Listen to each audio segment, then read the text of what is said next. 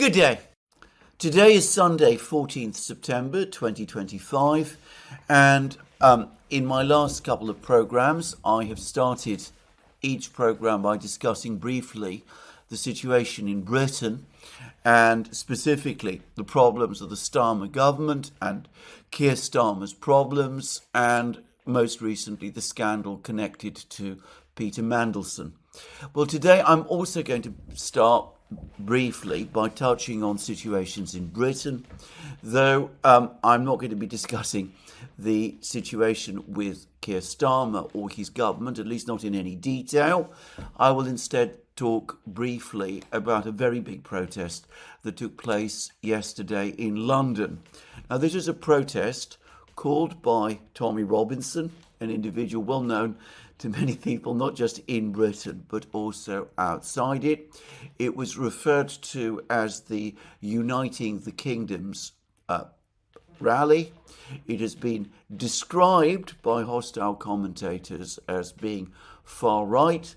Certainly, I would say that the vast majority of the people, in fact, I'm guessing pretty much everybody who was involved in that protest, certainly does want to see strong restrictions on immigration.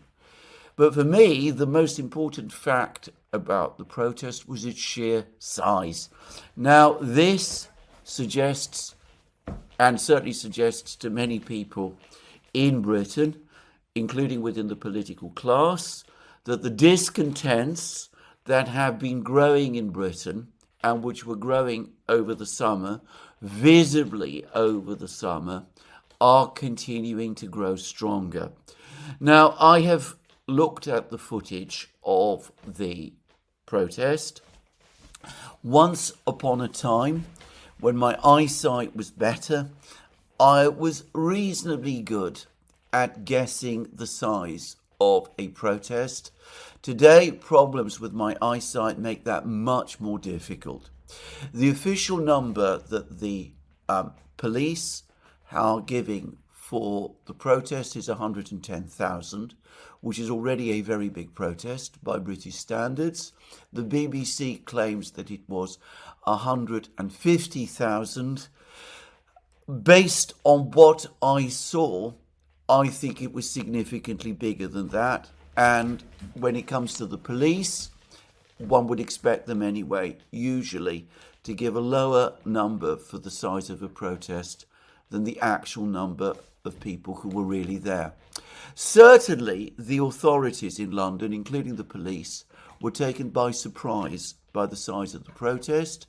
That clearly caused uncertainty, and the police took steps, I suspect controversial steps with some people, to try to keep the protest away from the centre of government that previously been permission given for the protesters to protest closer to Whitehall, to the area where the British government is located, to the squares, the square outside Parliament Square, outside the British Parliament building perhaps. I'm not exactly sure. But anyway, they attempted to contain the protest and to move it further away from the centre of power. Now, there's been various explanations given for this by the authorities. I'm not going to discuss what those were. All I will say is that that clearly had an effect on the character of the protest, and it will have probably compressed the crowd to some extent, and that will have made some people angry. And there were also counter-protests, and a certain amount of trouble inevitably resulted. It's important to stress, because there has been attempts to claim otherwise, that the trouble was limited. The protest overall passed peacefully. Now, the other thing I would say is that the media in Britain has clearly tried to downplay the size of the protests, though pretty much everybody agrees and acknowledges, even in the media, that it was very much bigger than had been anticipated, at least by the authorities and by the police as well. So we see large numbers of people coming to London, clearly in a mood to protest the policies of the current government and of the political class. And we can see that the political class and the current government are uneasy, to put it mildly, about the scale of the protests. Now, I'm going to make an observation here of my own. The people who were protesting in London yesterday, 30, 40, 50 years ago, came from a demographic that overwhelmingly supported what is currently Britain's governing Labour Party. They clearly do not feel that the Labour Party represents them in any way any longer. An opinion poll that I saw today shows that people, young people from this demographic, are switching overwhelmingly towards reform. At least the male young men from this demographic are switching overwhelmingly towards reform.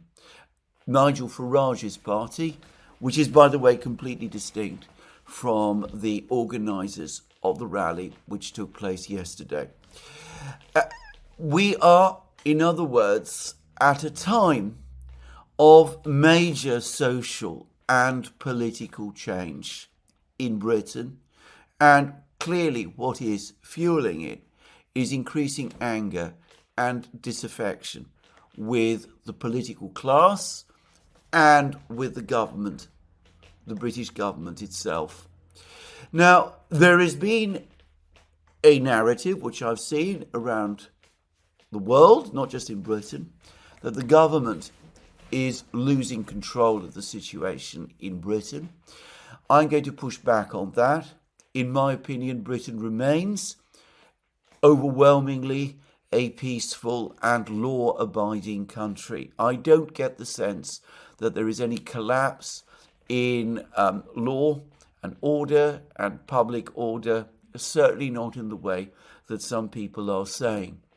What it is true to say, however, is that as these political and social changes take place, the government, the authorities, are showing their nervousness by engaging in clampdowns and restrictions on protests and arrests, which, in my opinion, not only do not reduce the sense of disaffection and discontent that is widespread across Britain, but which, on the contrary, are simply increasing levels of anger and tension in society, which would not otherwise be there.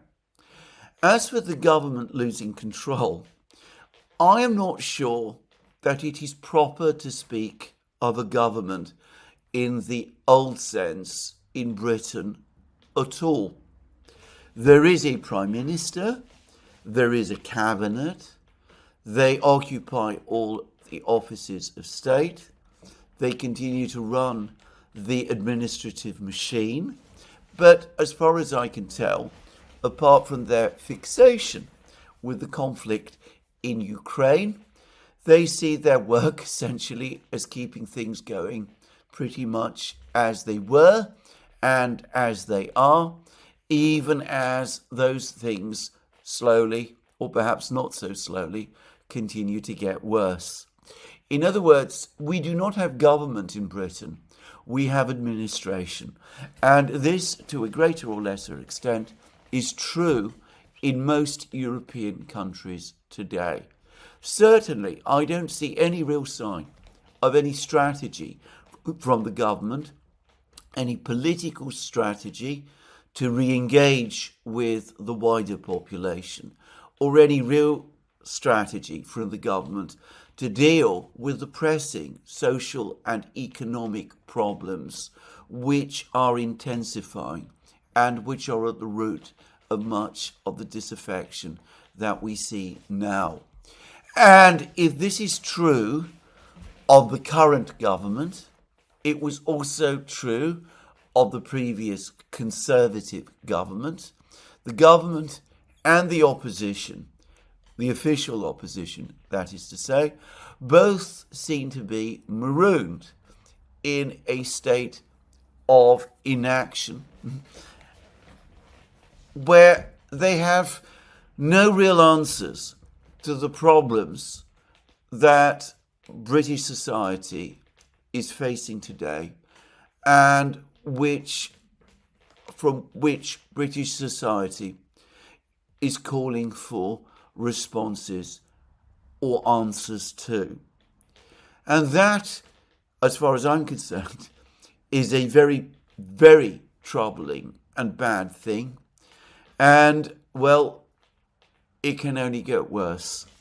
We are in Britain in a slow motion social and political crisis. And the events of yesterday are a manifestation of it, just as the decay in the government with a Prime Minister who is Prime Minister in nothing but name, and a cabinet whose character I have discussed previously in earlier programs. Well, their inability is a manifestation of that crisis also. Now, I spoke of the various restrictions that there are in Britain. Obviously, that means that I have to choose my words very carefully. But I think, nonetheless, I have made my views on the general state of decay, the deterioration of what is happening in Britain clear. And unless there is a strong and clear sense of direction and a serious attempt to re-engage with the British people, the wider British people, to address their concerns, well, as far as I can see, this decay, this deterioration, this slow motion crisis will continue to get worse until the point comes when it will no longer get worse slowly, as it is doing at the moment. It will get worse much, much more quickly, with consequences which I don't want to try to foresee. Anyway, that's what I'm going to say about this protest that took place yesterday. An important development, and one that reflects the general mood in the country, a mood which I also noted when I travelled around the country with my family a short time ago over the course of our summer holiday, and which is, of course, clearly reflected now in the opinion polls. Anyway, let's now move on to the great geopolitical question, the one that affects in some ways Britain most closely, the geopolitical crisis in Europe. And obviously, I'm talking about the conflict between Russia and the West that has its epicenter in the war in Ukraine. And I will anticipate here by saying that just as the British government has no real answer to the social problems and economic problems that beset Britain, and the increasing alienation of more and more of the British public, something which is also true right across Europe. In France, the credit rating of the country has just been downgraded, and there is the same sense of stasis and paralysis that we see in Britain as well. Anyway, even as this political class, the political leadership of Europe, seem to have no idea what to do about their growing problems, the EU figure, prominent EU figure, Mario Draghi, former technocratic Prime Minister of Italy, former head of the Italian Central Bank, former head of the European Central Bank, has taken recently to complaining himself about the fact that European leaders, the European leadership in its totality, is paying no attention to his own, in my opinion, deeply mistaken prescriptions about how to change the situation and improve Europe's economic situation in general. Of course they haven't. I mean, they're not capable of moving forward even with the kind of plans that Draghi himself outlined. Anyway, just as the European class has no real plan on how to deal with the social and economic problems that beset Europe, except demanding more control, more regulatory and other control at the EU centre, and taking further steps to quash political dissidents in the various member states. They have no real plan, no real ideas about what to do with the deepening crisis they are confronted with in their relations with Russia and in Ukraine itself, where increasingly they're losing not just control of the situation, but where control, with every single day, to the extent it exists or can exist, is passing further and further towards the Russians. Now, let me first of all begin by returning once again to the dreary subject of the drones that crossed Poland's border and entered Poland from Ukraine. Drones which, at least in their origins, are indisputably Russian. Well, yesterday there was a meeting of the UN Security Council. There was a debate about this drone incursion. The Russians, as they were inevitably going to do, repeated that there was no intention on their side to send drones into Poland. They also made, again, the observation that the drones lack the range to reach the targets in Poland that they reached. As I said, I've already discussed that at length. And they also inevitably repeated their call that the Poles meet with them and discuss this question. And they expressed frustration that nobody in Poland seems to be interested in doing that. This was discussed at some length by Russia's ambassador to the United Nations, Vasily Nebenzia. He discussed over the course of the UN Security Council meeting the fact that the Poles didn't seem to be interested in taking up the Russian offer for talks to discuss what had taken place. But perhaps an even more insightful comments were made by the Russian diplomat Mikhail Ulyanov, who is Russia's permanent representative to the international organizations in Vienna. He said that conclusions that Russia was seeking to destabilize the situation in Poland are fundamentally absurd. His exact words were these: "What for?" He said this all on X. "What for? Is it possible to destabilize with 19 unarmed drones?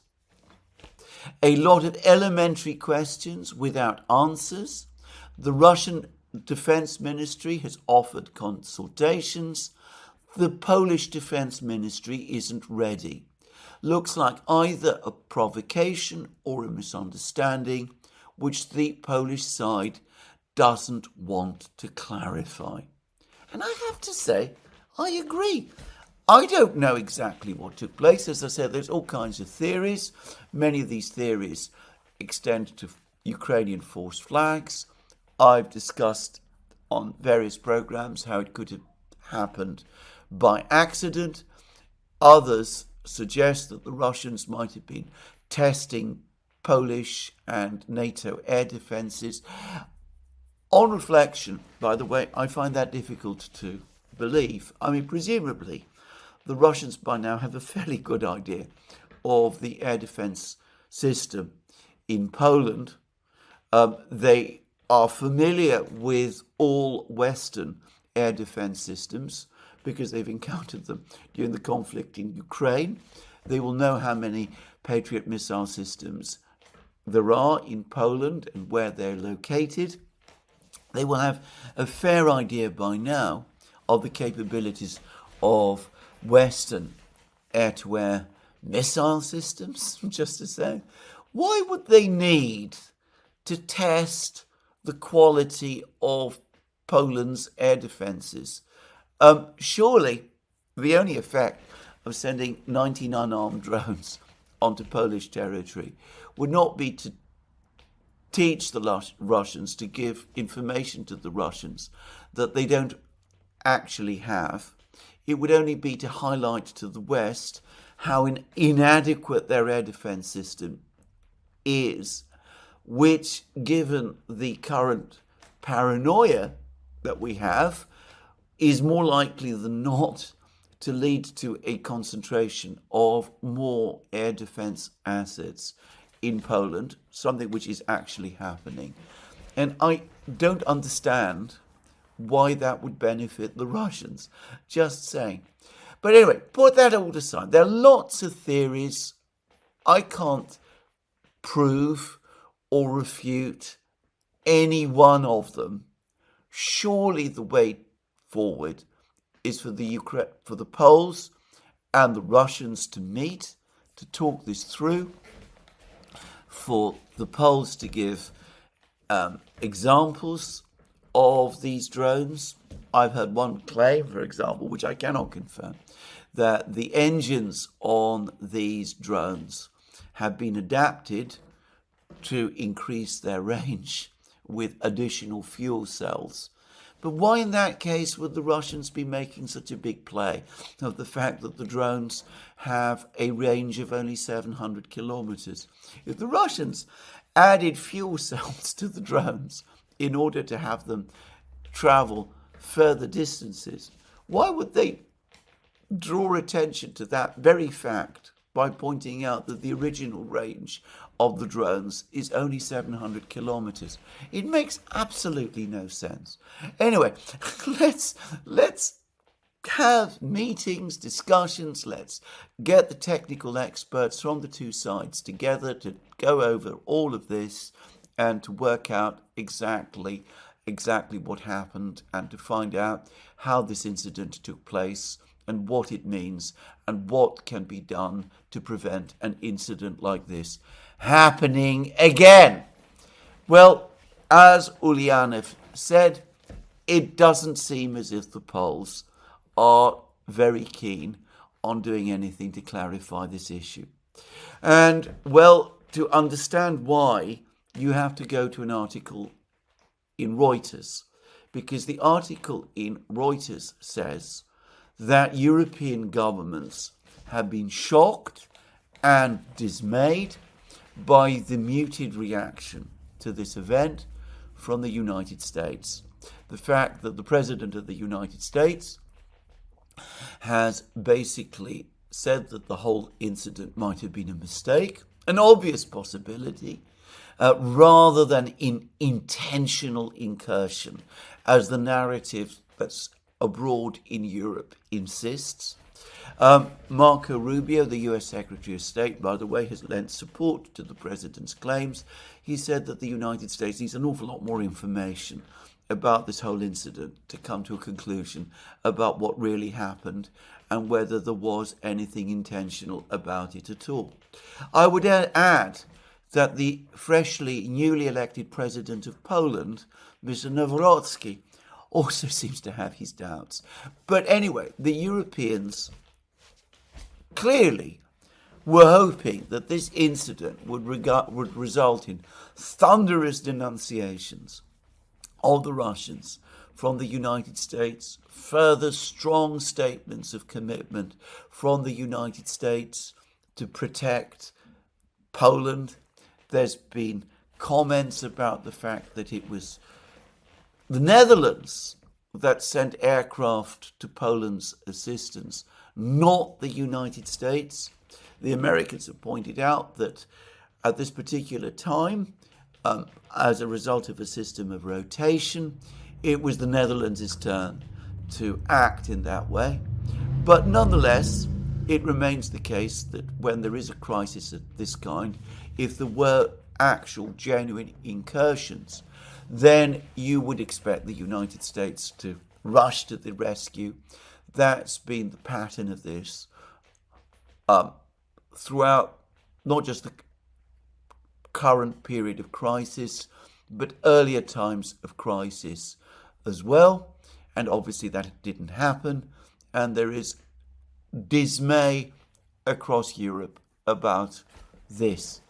Dismay because the United States did not respond angrily and aggressively to an incursion into Poland of 19 unarmed decoy drones.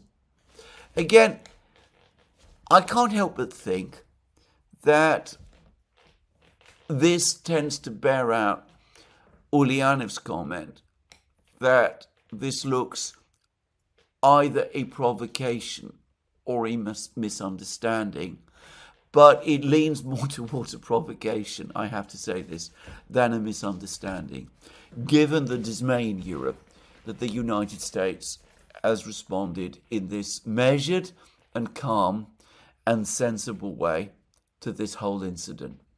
Well,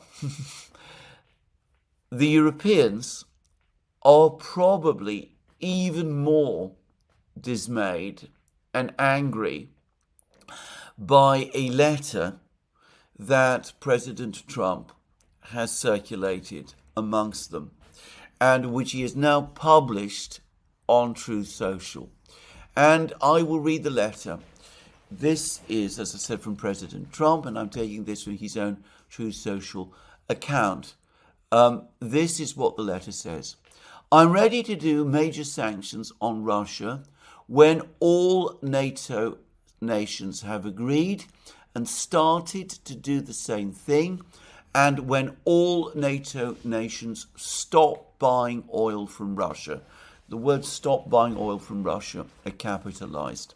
As you know, NATO's commitment to win, capital letters again, capitalized again, the word win is capitalized, has been far less than 100%, and the purchase of Russian oil by some has been shocking.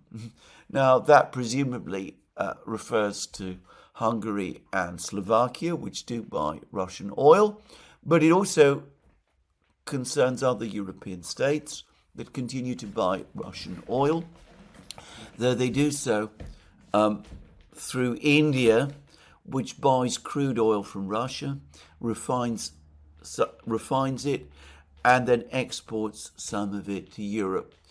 It also, by the way, must cover Turkey, which also buys large quantities of oil from Russia. And of course, Turkey is a NATO member state, and it too, I understand, refines oil and sells oil to other European countries, oil which clearly originates from Russia as well. And Trump continues, it greatly weakens your negotiating position and bargaining power over Russia. Now, for me, the operative word here is your negotiating position.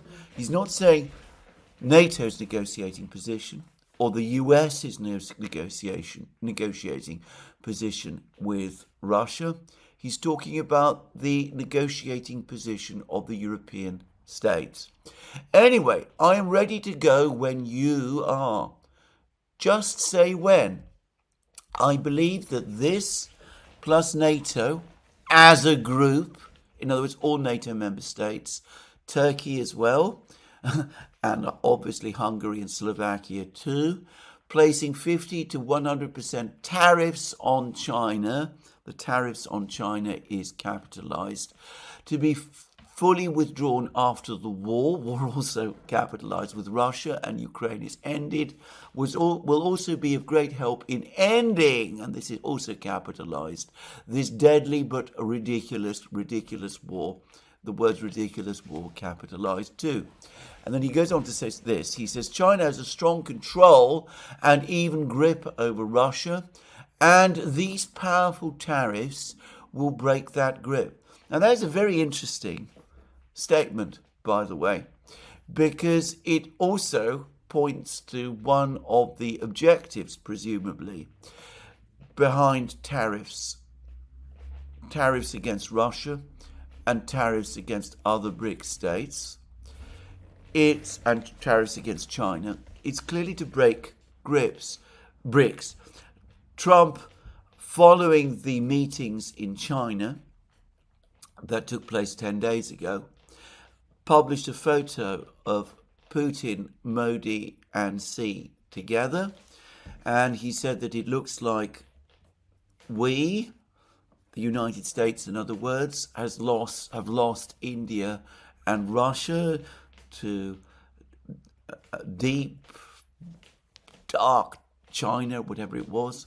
And clearly Trump, or at least some of the people who are advising Trump, still imagine that imposing tariffs against China will break the link between China and Russia.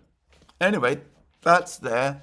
That's in the sentence that appears in this letter. But then Trump then goes on to say this. This is not Trump's war. The word Trump's war is capitalized. It would never have started if I was president. It is Biden's and Zelensky's war. Now notice that he doesn't say Putin's war. Biden's and Zelensky's war. So the blame is with Zelensky, but it is not with Putin, apparently. I am only here to help stop it and save thousands of Russian and Ukrainian lives. 7,118 lives lost last week alone. Crazies in capitals. I don't know where he gets the number from, but never mind. If NATO does, as I say, the war will end quickly and all those lives will be saved. If not, you're just wasting my time and the time, energy and money of the United States. Thank you for your attention to this matter, Donald Trump, President of the United States of America. Now, it is this sentence which I suspect is going to raise hackles. If not, you are just wasting my time and the time, energy and money of the United States. What Trump is saying is, look, you want me to impose massive sanctions and tariffs against China, India, other big states and Russia? I'm prepared to do that, absolutely, but you must do it too. You must also stop buying Russian oil, and you must presumably also, he doesn't mention it, stop buying Russian gas as well. In other words, Erdogan must agree to scrap Turk Stream, the entire energy connection with Russia, which he has worked so hard to build up for so long, and which is so important to Turkey's economy and Turkey's economic future, and by the way, to Erdogan's position as well, personal position as well. You must give up all of that. you must join me in all of these sanctions. If we do all of this together, well, yes, it will succeed. The Chinese have all of this power over the Russians. But if you do that, that power will break, will split up bricks, we'll be able to divide and conquer and rule again. And of course, the Russians will be forced to come to terms in the way that we wish. But if you don't do that, you're just wasting my time, and I'm going to walk away. And this war isn't my making. It's yours, it's Biden's, it's Zelensky's as well. You're just wasting my time by not doing all of these extraordinary things that I'm asking you to do. Now, it is generally acknowledged, and the Wall Street Journal has already said, that the European governments have already told Donald Trump that they cannot do these things. They cannot impose 100% tariffs on China and India and other BRICS countries. Doing so would devastate their economies.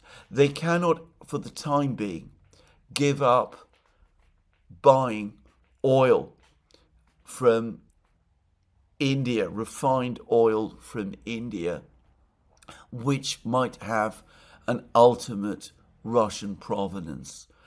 Turkey, as I said, if it were to agree to this, and bear in mind this is a letter addressed to NATO countries, it is not addressed to the European Union. So Trump is insisting that Turkey also come on board here. If Turkey does this, then the whole relationship between Turkey and Russia will collapse.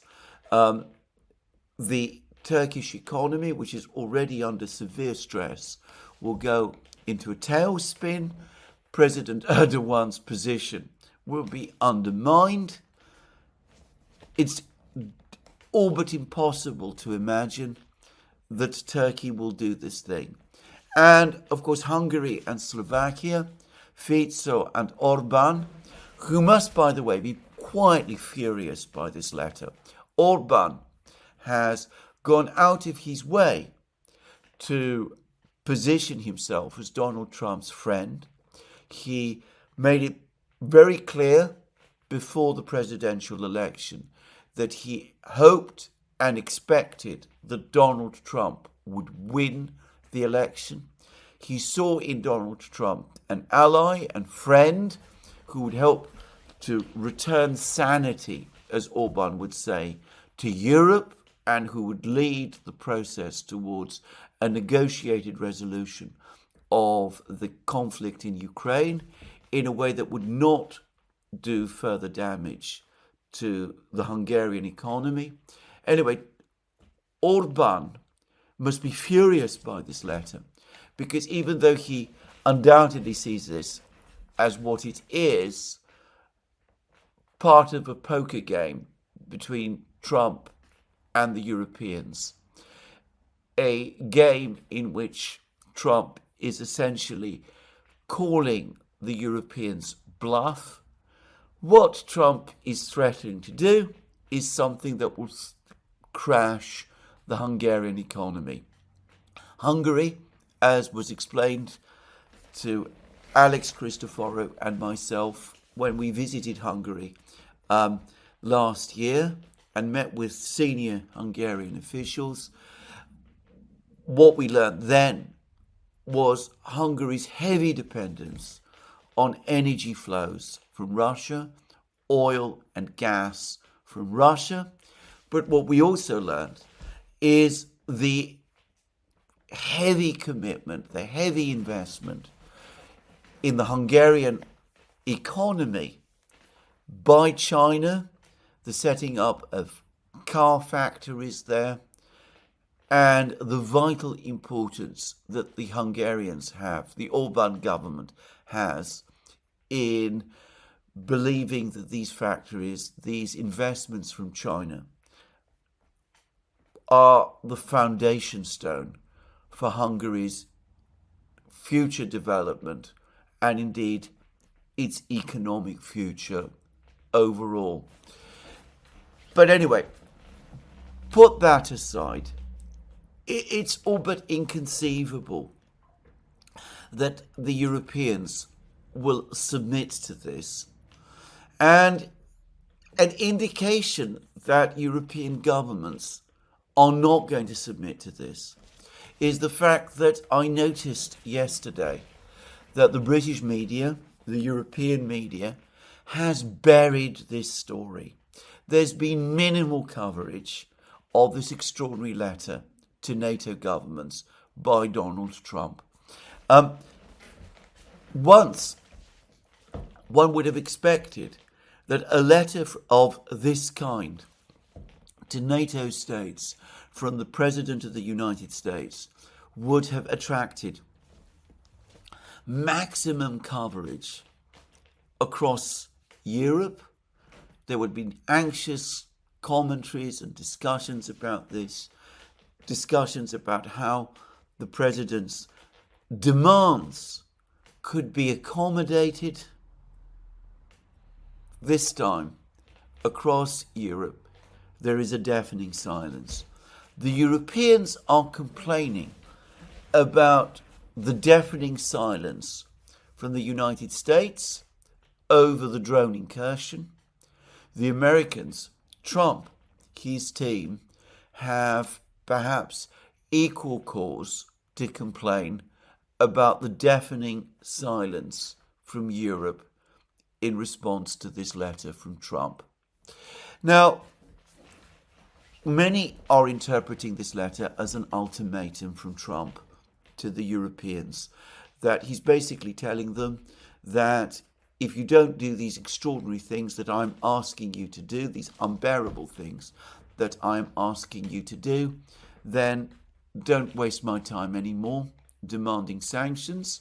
I'm going to finally walk away. You are just wasting my time and the time, energy, and money of the United States. And by the way, the letter, if read carefully, appears to go beyond the question of sanctions, because Trump is linking the letter to NATO's commitment to win in Ukraine.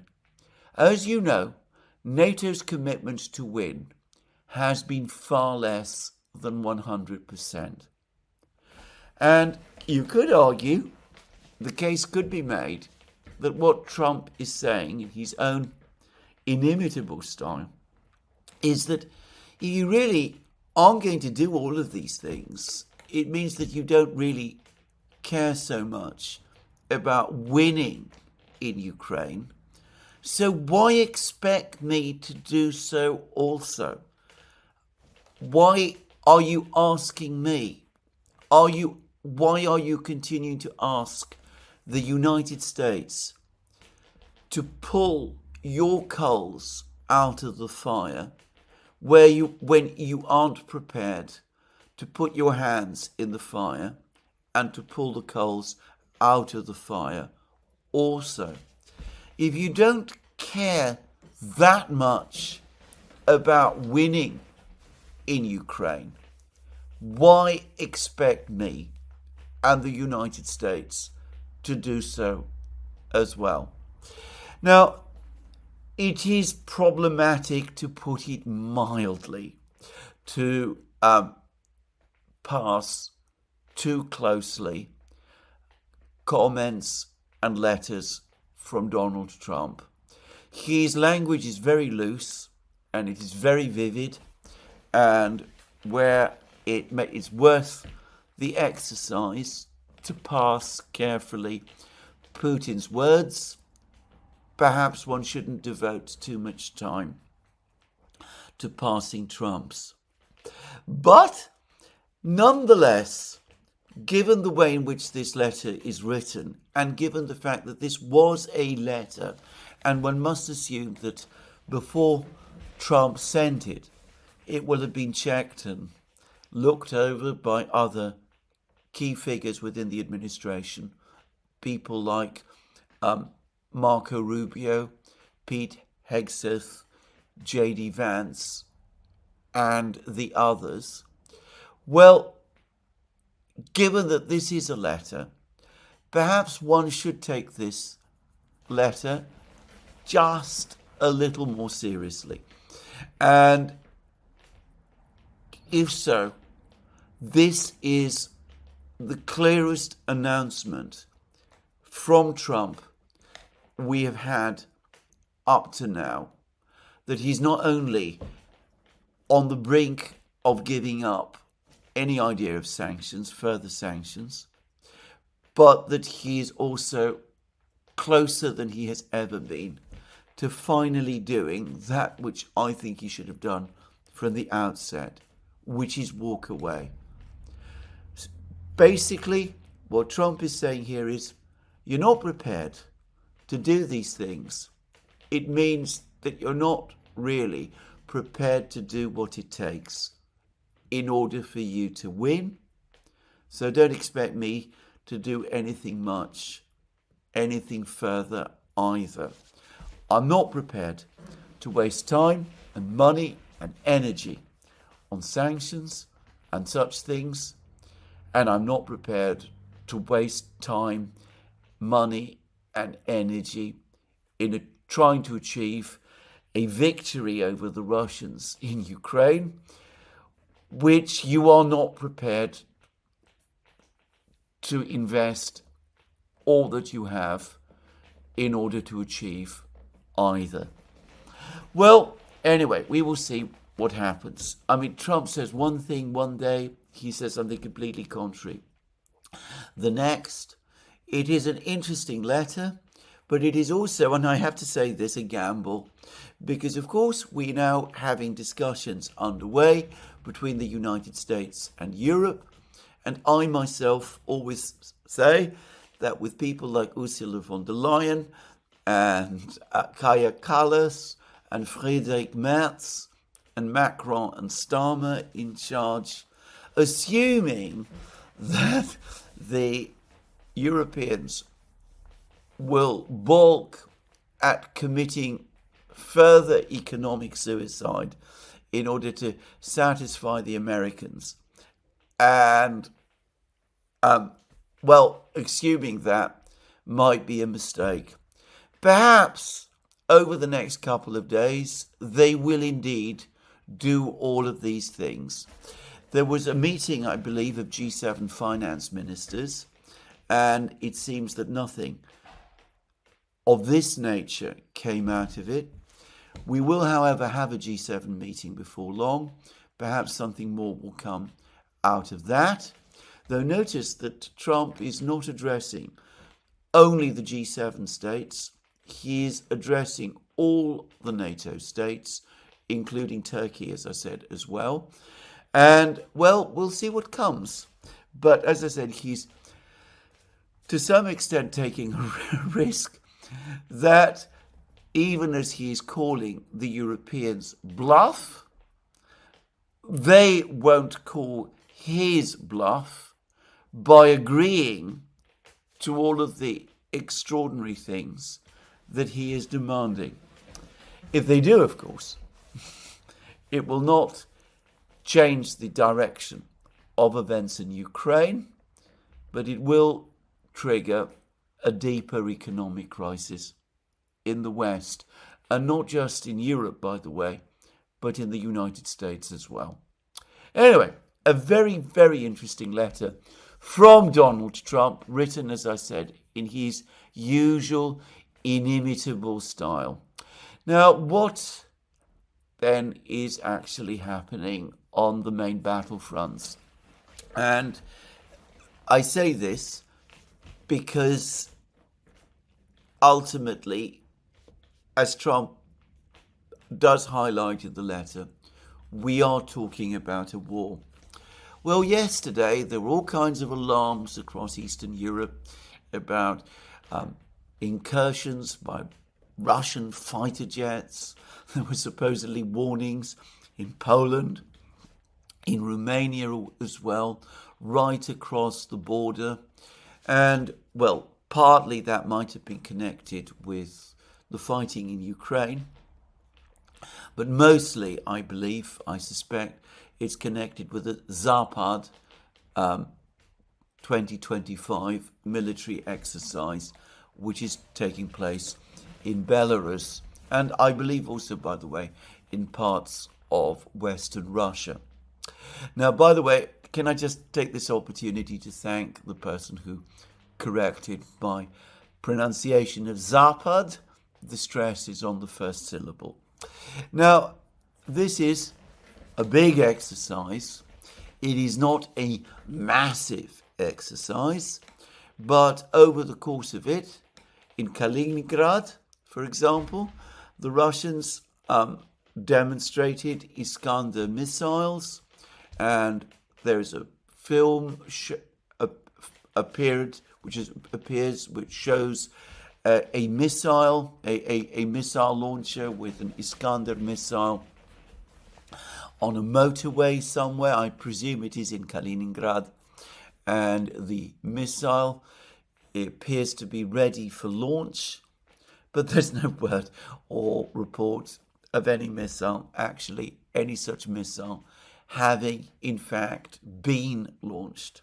So yes, the exercise continues to take place. The Iskander missiles most definitely are there in Kaliningrad. The Russian and Belarusian militaries continue to conduct their exercises. The Poles have closed all the border crossings with Belarus, presumably whilst the exercises are underway. And, of course, the Oreshnik missile that the Russians say that they're going to deploy to Belarus, well, for all I know, it is already located there. So, yes, there is a very tense situation in Europe at the moment, but we need to retain our sense of proportion. Poland is refusing to has refused to sever diplomatic relations with Russia, as some people urged it to do.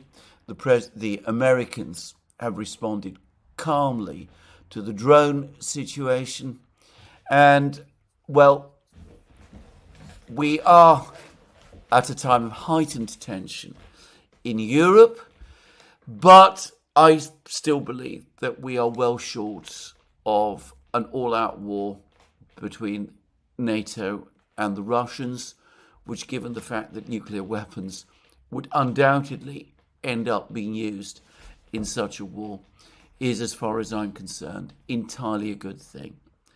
Meanwhile, the war in Ukraine continues. The Russians obviously have registered Donald Trump's comments about the United States' willingness to impose these massive sanctions and tariffs on the Russians and the other BRIC states, but only on condition that the Europeans do so. But my sense is that they're not particularly concerned about these threats from Donald Trump. They are aware that US officials are currently meeting with Chinese officials, and that there is going to be a meeting between Scott Bessent and the Chinese chief negotiator on trade issues, and that the Trump administration appears to be trying to get a summit meeting between Trump himself and Xi Jinping organized. The Russians have also confirmed that they are working together with the Chinese to set up alternatives to Euroclear and to establish further alternatives to the finance and trade systems. There is talk that the one sanctions that the G7 might indeed be working towards are sanctions on any banks, any international banks that link up with the Russian interbank payment system. I have already discussed this in my previous program, but already we can see that the Chinese and the Russians, and before long the Russians and the Indians and the Russians and the Turks and all of these countries are going to be working on setting up workarounds for that too. I would add that in a few years' time, as digital currencies become increasingly common, what we're almost certainly going to see is situations where these interbank messaging systems like SWIFT and the Russian, Iranian and Chinese, and by the way, Japanese and Indian ones, become effectively redundant. That world is coming, and the BRICS states are working hard on making it happen. Anyway, the Europeans, the Americans, are thinking of widening banking sanctions in that kind of way. Donald Trump has been talking about imposing further sanctions on Russian banks. It's important to say that these are not going to be sanctions on Russian banks. They are going to be sanctions on banks in third countries, in China, India, other places, Brazil maybe. An incredibly foolish idea, sanctioning banks in one country because of things that are being done by another country is not going to make America or the European Union any friends. It is going to accelerate the embrace of the alternative financial systems and trading systems that the BRICS states are busy setting up. We've now had that emergency meeting of the BRICS. If people in Europe, in the United States, want to assist BRICS in building its alternative bank and payment and trade systems, and do so as quickly as possible and attract more and more countries into joining those systems, well, they're going about it in exactly the right way.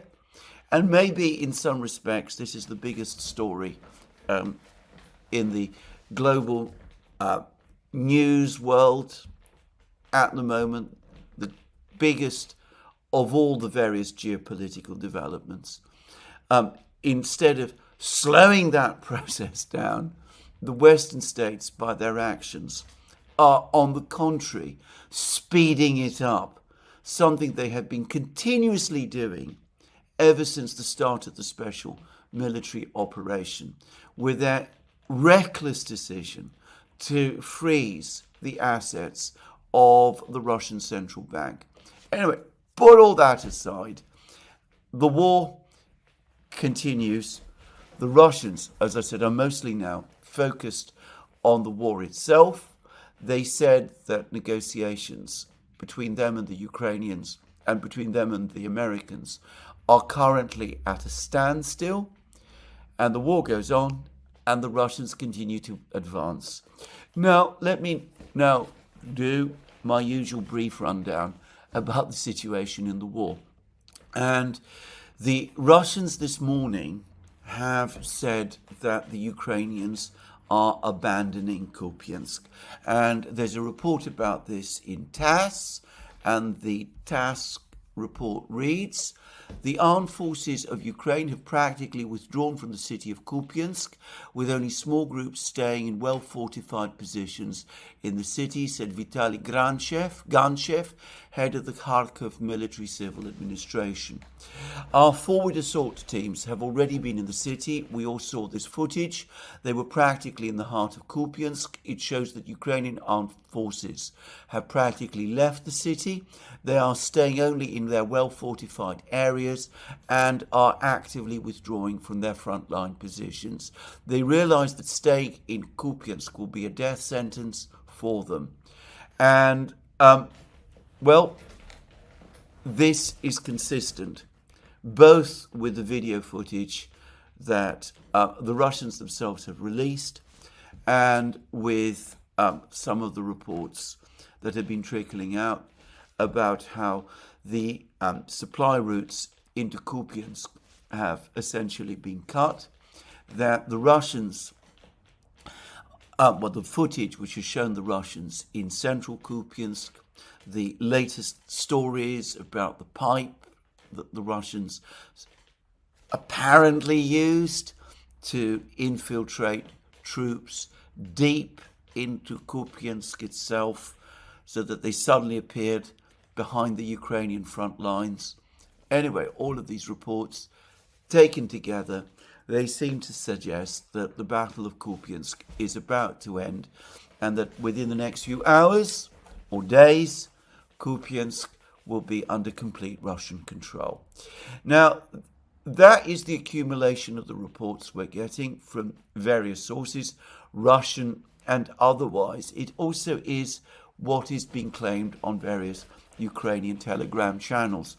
Now, I would say that the official statements from the Ukrainian authorities give a completely different picture of what is going on in Kupiansk. So the civil governor of Kupiansk, maybe the mayor, a Ukrainian official anyway, who is connected to Kupiansk, he said that it is completely untrue. There is no truth to the claims that there are Russian troops in Kupiansk. This story has no reality. And that's what he said. It's been noted by a number of people that the exact location from which he made that claim is difficult to verify, and there's speculation that he was not in Kupiansk when he said it, but that is what he said. The Ukrainian military are apparently claiming that the situation is completely under control. I remember that General Syrski said exactly the same a few months ago, back in March, when the Russians were in the process of storming Suja in Kursk region, that the situation was completely under control. The Ukrainians had the situation entirely in hand. There was no reason or cause for concern. And President Zelensky himself has also been talking. He says that it's an absolute lie that the Russians are making advances in eastern Ukraine. There is no evidence, there's no truth to these claims of Russian advances. All such claims are mere Russian disinformation. One shouldn't believe them. The Ukrainians presumably are holding on successfully to all of their positions. So that is what the Ukrainians are saying. Now, you can believe that if you wish. I myself am not in Kupiansk. As I've said already, I have no direct access to information from either the Russian or the Ukrainian militaries. It seems to me that the evidence, on the contrary, suggests that what the Russians are saying and what is supported by some Ukrainian channels is far more likely to be true. But I am giving what I hope is comprehensive coverage here. If you prefer to believe the Ukrainian accounts that there are no Russian troops in Kupiansk at all, that all that we've been hearing about Russian advances in Kupiansk is untrue, well, that's up to you. In that case, as I often say, I have a bridge to sell you, but that's up to you. You can believe that. So it does look as if, at least as far as I'm concerned, it looks as if Kupiansk is indeed about to fall.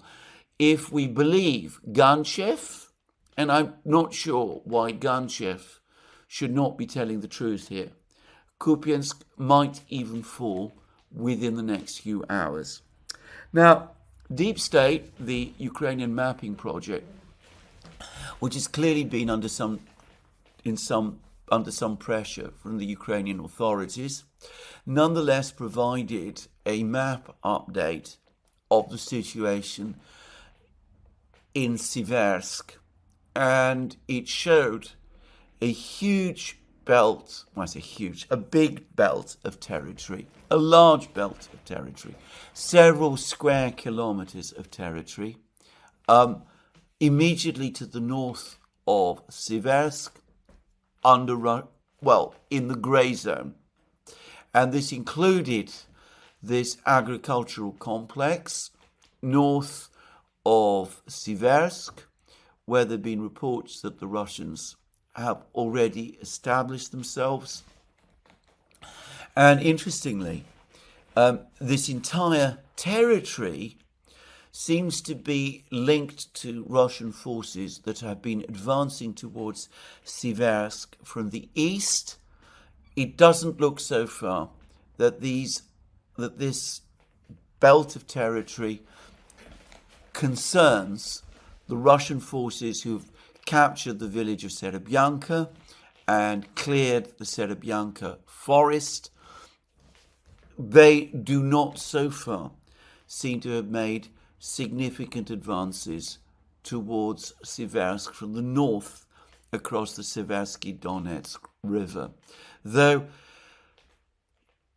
if this territory that Deep State suggests is in the grey zone, is actually under Russian control, as I strongly suspect, the Deep State often colours territory that the Russians control or have just captured as being in the grey zone, in other words, still contested, even after the Russians have effectively consolidated control of it. If the Russians do actually control this territory, then, of course, the Russians will have little difficulty advancing south from the Serebyanka forest and from Serebyanka itself and crossing the Seversky Donetsk River and establishing a powerful position immediately north of Seversk. Anyway, this is the first clear admission from a semi-official Ukrainian source that the situation in Seversk is now critical. If the Russians have a presence in this belt of territory that Deep State says they have now established a presence in, if they control this territory or are soon in complete control of this territory, then it seems to me that the future of Ukrainian control of Seversk can be counted in days, perhaps even hours. Now, the Russians have published a lot of footage of Seversk. They're not actually shown any Russian troops fighting inside the residential areas, the central residential areas of Seversk up to now. But they are publishing footage of what appears to be relentless shelling and bombing of Seversk by the Russian military. The town is devastated. I couldn't see a single building in the footage that I have seen that appears to have been left intact and standing. Of course, I haven't seen the entire town, though this is a comparatively small place, around 10,000 people before the war. But anyway, it reminds me very much of footage that I saw of Avdiivka before its fall, and even as the Russians are about to capture Kupiansk, it looks as if they're about to capture Seversk as well. I'm guessing that the sequence will be first Kupiansk, then Seversk, then probably Liman, after that perhaps Pokrovsk, which is of course a much bigger place than Kupiansk, Seversk or Liman are. But anyway, it is starting to look as if these towns are starting to fall. And, well, let's now turn to the situation in Pokrovsk. We've had another 24 hours without any video footage to speak of from the area to the northeast of Pokrovsk. There have been no changes to the maps that the various mapping projects published. There's been continued claims from the Ukrainians that they're conducting counterattacks in this area to the northeast of Pokrovsk.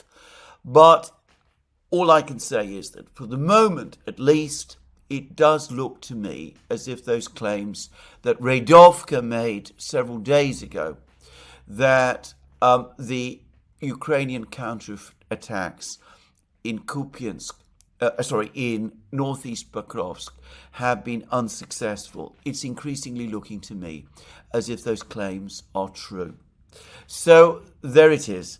The Ukrainians so far have not succeeded in rolling back the area of the Russian breakthrough in August.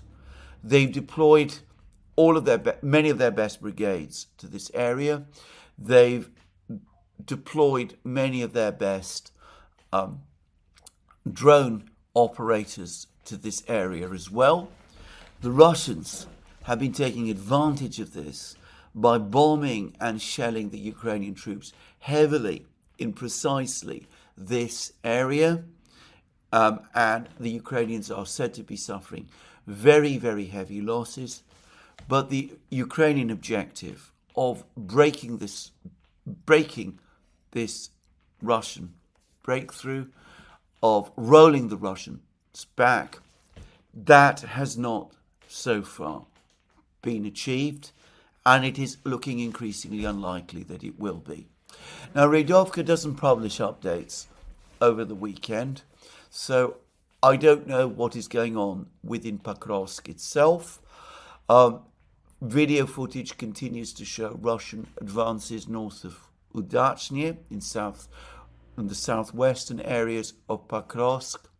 Radovka, however, claims that western Pokrovsk is now effectively under Russian control. There's still obviously a lot of fighting still to take place, but my overall sense is that the Battle of Pokrovsk is, continuing on its now well-established trajectory, with the Russians holding on to their major gains in August and enlarging their control of the town itself. And, the Russians have also apparently continued their push towards Konstantinovka, the bigger town immediately to the east of Pokrovsk, and they're claiming that they've now captured positions south of Yunakovka, the fortified village in Sumy region, which the Ukrainians have been up to now successfully defending. There have been many reports that Yunakovka has come entirely under Russian control, but the Russian Defense Ministry has still not confirmed this. But Russian officials are speaking of Russian advances south of Yunakovka, which may suggest that Yunakovka is indeed under Russian control, and that the Russians are intending to reactivate their offensive in Sumy region, which would certainly ring alarm bells in Kiev if it happened. And in the meantime, the Russian advance in Zaporozhye continues remorselessly. We've now had video footage that confirms the presence of Russian troops south of the city of Zaporozhye itself, in the central area of the fortified town of Stepnogorsk. That brings the Russians significantly closer to Zaporozhye from the south. I don't think the Russians intend to try to storm Zaporozhye from the south, but if they capture Stepnogorsk, even as they advance westwards from the east, and there are more reports, in fact there are reports every day of the Russian forces that are advancing towards the river, towards the Dnieper, from the east, continuing to make more and more progress as I said, the important village of Veliko Mikhailovka looks likely to be stormed fairly soon. Anyway, it's becoming increasingly clear that some kind of pincer movement around the towns of Guliapolye and Orechov is forming. The supply roads that provide supplies to the Ukrainian garrisons in these two towns are at risk of being cut off. All the major fortifications that the Ukrainians created are located to the south of these towns. The Ukrainians have not created fortifications to anything like the same extent to repel attacks from the north or the east or the west. And of course, if Guliapolye and Orechov are indeed captured by the Russians, then the only major urban center that is left under Ukrainian control in Zaporozhye region would be the city of Zaporozhye itself. And though this would be by far the biggest city that the Russians would have attempted to assault, if they ever do try to do that over the course of this war, it is nonetheless a city which the Russians claim as their own. And for the record, I think it might actually be, for various reasons I don't intend to discuss in this program, actually rather difficult in that situation where it is essentially under siege. It might be difficult for the Ukrainians to defend. So we are edging every day closer and closer to the point of crisis. The situation in Donbass for the Ukrainians is not just weakening, but weakening faster and faster. And the situation in Zaporozhye region is weakening faster as well.